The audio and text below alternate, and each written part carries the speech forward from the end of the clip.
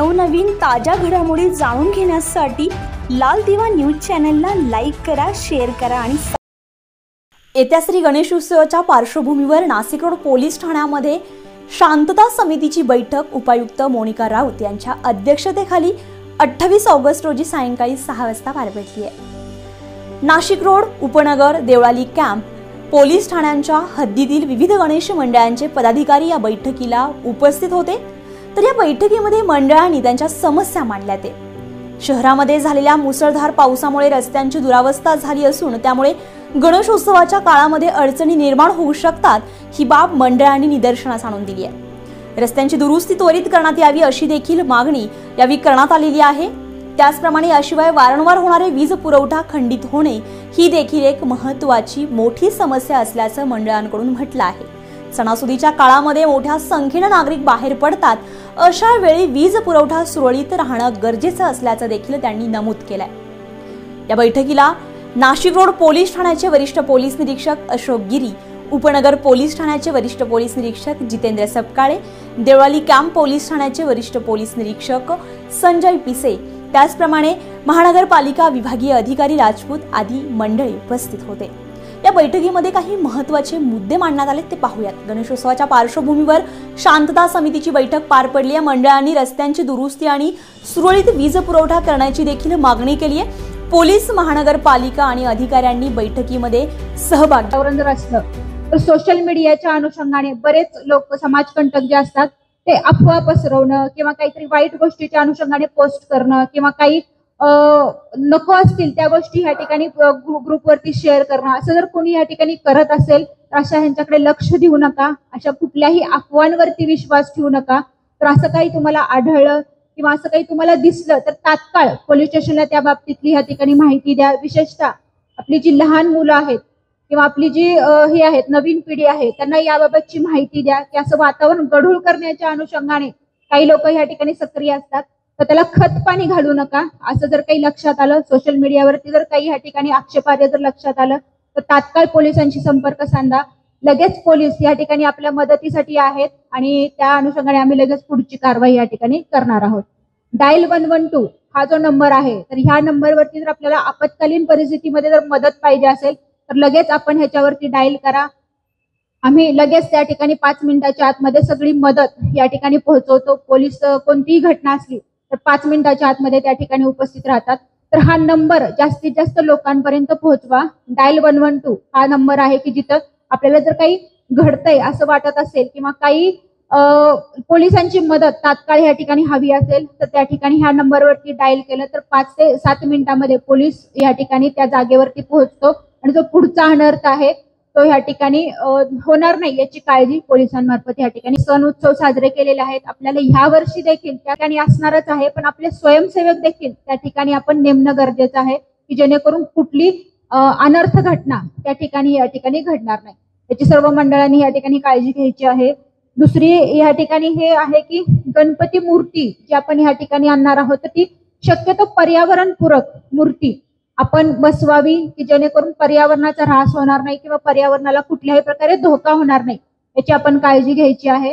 आणि त्या अनुषंगाने प्रशासनाला आपण सहकार्य करायचं आहे। गणपती उत्सव हे करत असताना मूर्ती भव्य असणं किंवा हे असणं ह्या गोष्टी करण्यापेक्षा समाज प्रबोधनपर काही उपक्रम आपल्याला काही करता येतात का, त्या अनुषंगाने आपण या ठिकाणी नक्कीच त्याच्यामध्ये पॉझिटिव्ह सहभाग नोंदवायचा आहे। जसं काही वह्या वाटप असतील किंवा गरीब मुलांच्या शिक्षणाचा खर्च घेणं असेल किंवा काही झोपडपट्टी असतील तर त्या ठिकाणी स्वच्छतेच्या अनुषंगाने काही कार्यक्रम करता आले तर नक्कीच त्याच्यामध्ये आपलं या ठिकाणी समाज प्रबोधन पण कार्यक्रम आपण करावेत, अशी गणपती मंडळांना या ठिकाणी माझी ह्या व्यासपीठाच्या अनुषंगाने विनंती असणार आहे।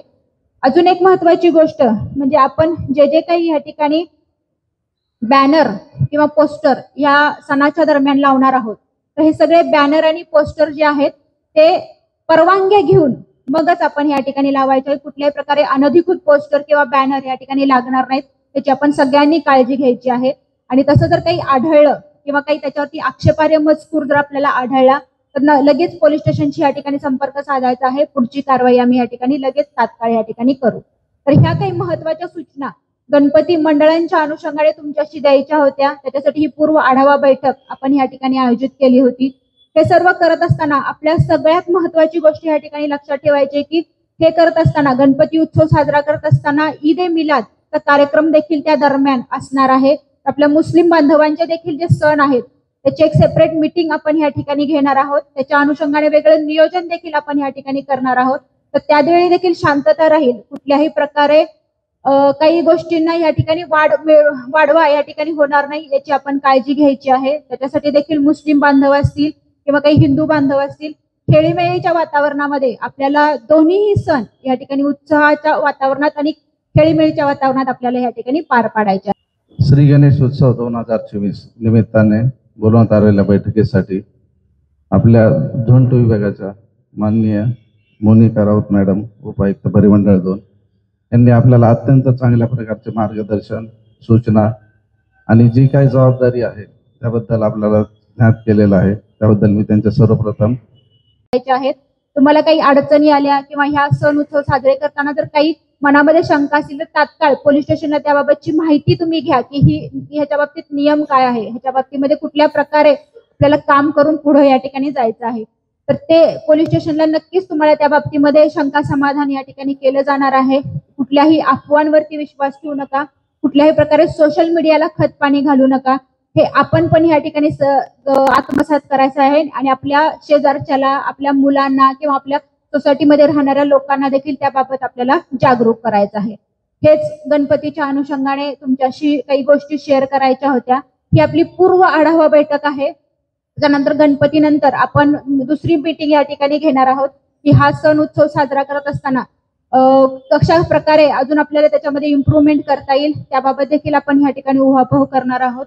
आता तुमच्या ज्या काही समस्या होत्या MSCBच्या अनुषंगाने असू द्यात किंवा रोडच्या खड्ड्यांच्या अनुषंगाने असू द्यात, तर नगरपालिकेला माझं या ठिकाणी सांगणं आहे की गणपतीचं आगमन हे थोड्याच दिवसामध्ये होतंय.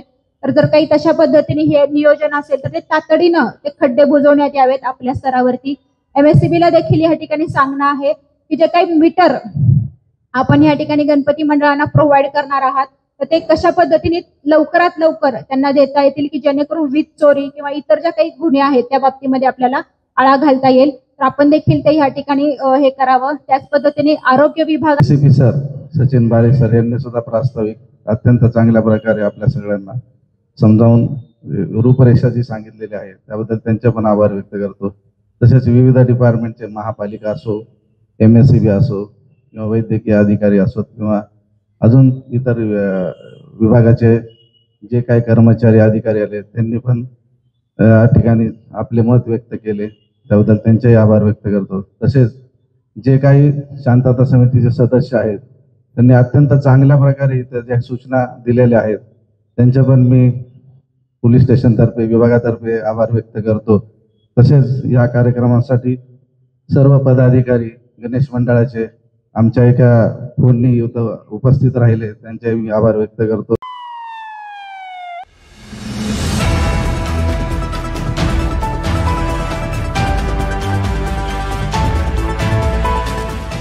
नवनवीन ताज्या घडामोडी जाणून घेण्यासाठी लाल दिवा न्यूज चॅनलला लाईक करा, शेअर करा आणि सबस्क्राईब करायला विसरू नका.